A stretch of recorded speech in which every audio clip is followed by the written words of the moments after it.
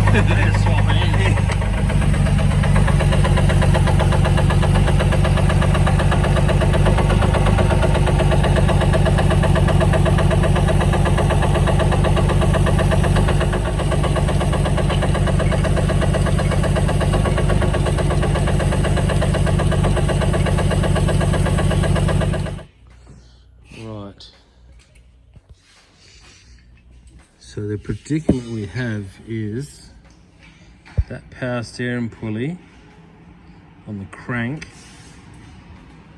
that runs the belt to the pump. The pulley broke off. Well, the bolts broke.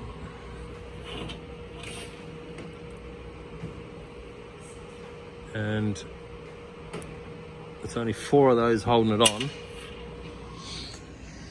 And the problem is, because they're all snapped off, we can't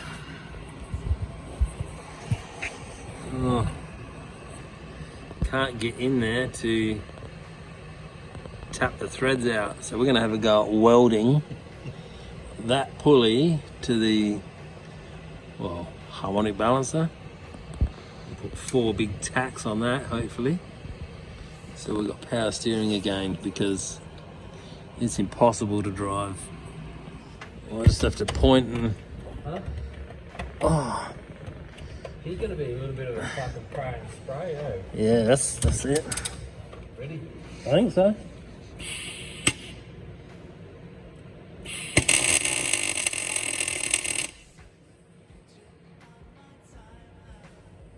What's that noise? What thing? Was it buzzing, was it?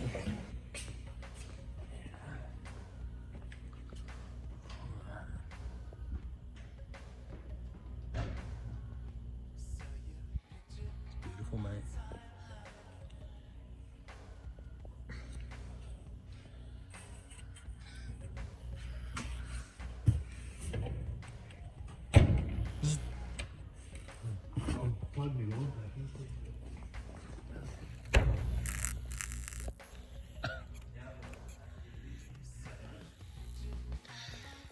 So we managed to successfully get 4 welds on that pulley to secure the power steering pulley to the crank. It's not ideal, but it's an easy fix for now. There you go, aren't there? Yeah. Oh man, this light. Pain in the backside. Hang on. I want to go down underneath and put my hand in there. Right. Yeah, you've got the push bike thing there. Push bike stand.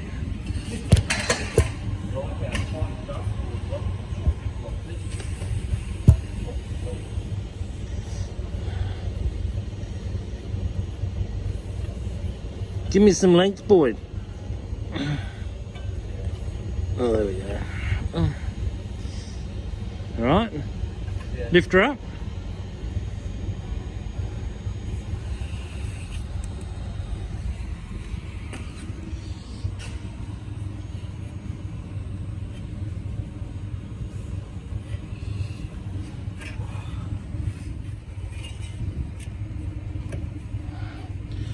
See it? Look. Look how out of whack that thing's going to be. It's going to be perfect, mate. It will be too.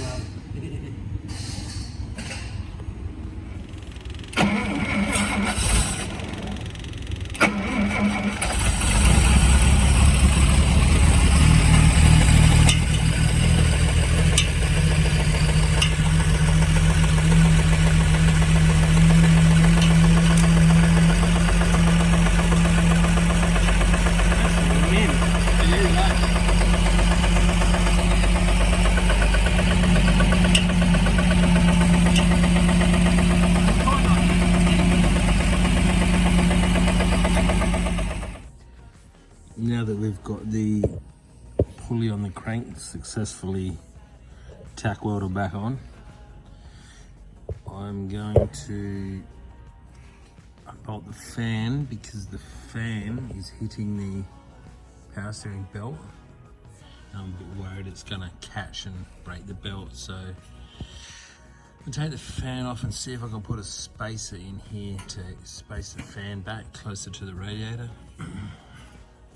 That way they're, well, probably be more efficient with the radiator too, but it gets it away from the fan away from the belt down there, so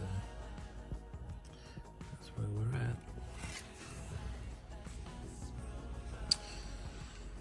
Right, I was hoping to use a Valiant spacer to space that out, but as you can see, that has a, I don't know, probably 5/8 hole in the middle. This has probably an inch, so that's not going to work. I tried to put it in my lathe. I was going to lathe that center out and then lathe or face this off and leave a little step for the fan to sit on, but my lathe chuck was right at the limit of grabbing this, so that didn't work. So come up with this dodgy idea. So those washers will sit on the shaft, and obviously the bolts will go through those slots. It's not great, but as long as it gets the fan away from the belt, because that belt is a pain in the backside to replace. That's the whole reason I'm going to this extent of trying to look after it. You have to take that shaft off down there and pull the main pump off, and yeah, I'm not doing that. Now, because we have spacers in there now, I've just had to go and round up 4 new bolts and washers to get a bit of length. Now, I've done some dodgy things in my life, but this is on my own thing, so that's all bolted back together. Got a little bit of clearance between the belt and the fan blade, which is what I was after. If it doesn't hit, because the belt flaps around a bit, if it doesn't hit, that's probably going to be a permanent fix. If it still does touch the blade, I'll probably get that spacer machined up somewhere else and whack it in. So another little job we did while we had it in the shed. It's been a little bit lazy going into reverse gear. I looked everywhere for a dipstick, hey, and I couldn't find anything. And then I noticed down on the side of the trans there, that plug, a little plug down there. It's a little brass 1/8 plug. So I removed that, and obviously it had trans oil on it. And then I thought, well, that's probably a level plug. So what I did is remove the breather, and also noticed that had trans oil on it as well. So I thought, well, obviously those two are connected. So left that plug out down there, put a drain container underneath of it. Poured trans oil in, just Dextron 3, small funnel, poured it in slowly, and I think it only took about a litre and a half, and it started coming out of that hole down there. So put that plug in, put that on, and it's made it a whole lot better. It's completely different. So it's going into gear now, like real solid. So that's an awesome little fix. The only other thing I might do while it's in here is have have a look at the handbrake. It's like the cable's stretched, but I might be able to get a bit of adjustment on the bottom there. But it's all there, and it's all it's trying to work, so that shouldn't be too much of a drama.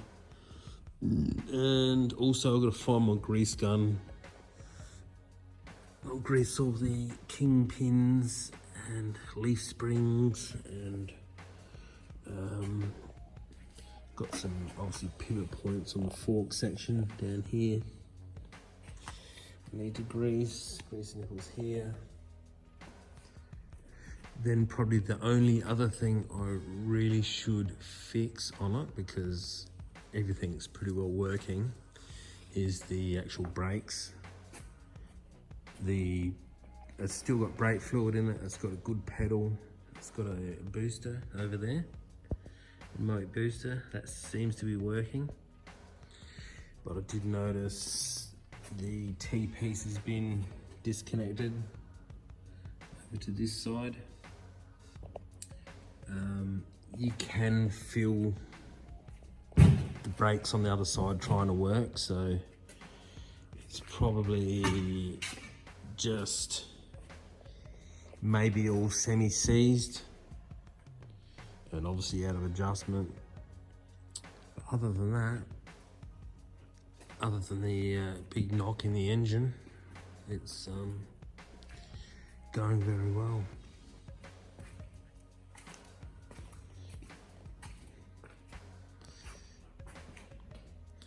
Yeah, pretty happy with it.